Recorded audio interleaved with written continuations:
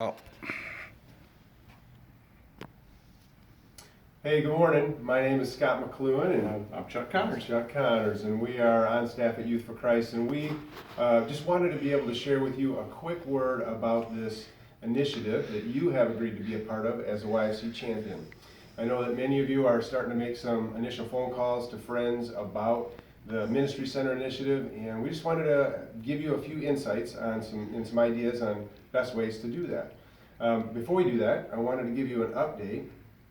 As you know, we are on a $3 million campaign in order to fund this initiative, and praise God, we are now over halfway. We've seen the Lord provide over $1.5 million in gifts and pledges to this point, and we are so excited because we know that every one of those dollars leads to young people getting to hear about Jesus, which is why we're doing this. So Chuck is going to go through some of the nuts and bolts of what to do in your meetings with when you're with your friends, but I'd like to say before that, that first of all, it starts with prayer. I just want to encourage you to lay this before the Lord, the meetings that you're going to have, the people that you'll be meeting with, to just pray before you do anything. And then I would encourage you to pick up the phone and just call them and let them know ahead of time what it is that you want to meet about. Rather than call and say, hey, can we go grab coffee, and then having them find out there, that you would let them know ahead of time to say, hey,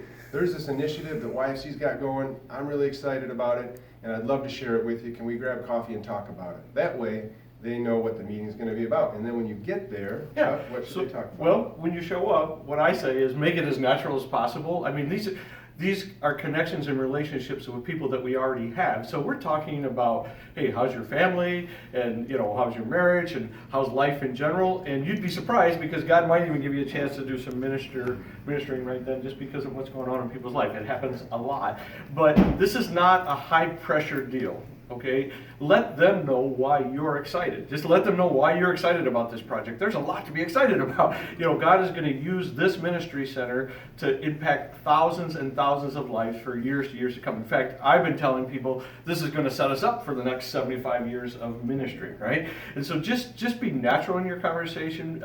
Tell them why you're excited about the project, and then move them to the campaign piece. Okay, this is the piece that you're getting lots and lots of familiarity with before you go in to see them, and just kind of walk them through. This is what we're doing. This is how the center is going to be used. This is how much it's going to cost. Let them know that we're halfway there. All those things that are exciting, and then here's the really good news: don't ask them for money.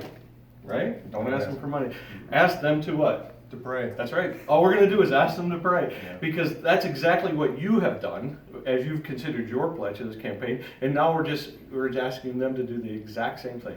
Just, would you take this home and pray about how God would have you to respond?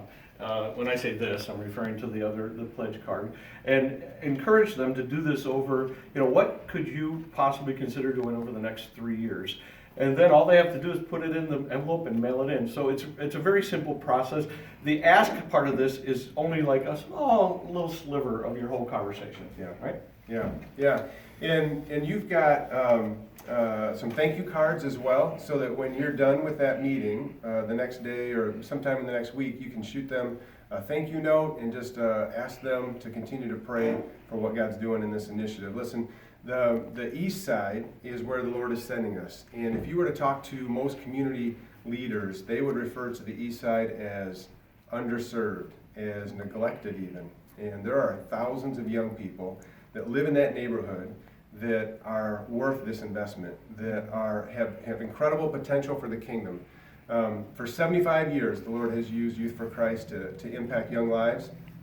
Last year, there were 208 young people that gave their lives to Christ for the first time. Right. And we celebrate that, and we praise God for that, and we still know that there are lots and lots more kids that don't know about Jesus. And so for this year, for next year, for the 75 years to come, there are thousands of young people on the east side that we're going to have the opportunity to share Jesus with because of this moment in time. So thank you for doing that. Thank you for reaching out to your friends.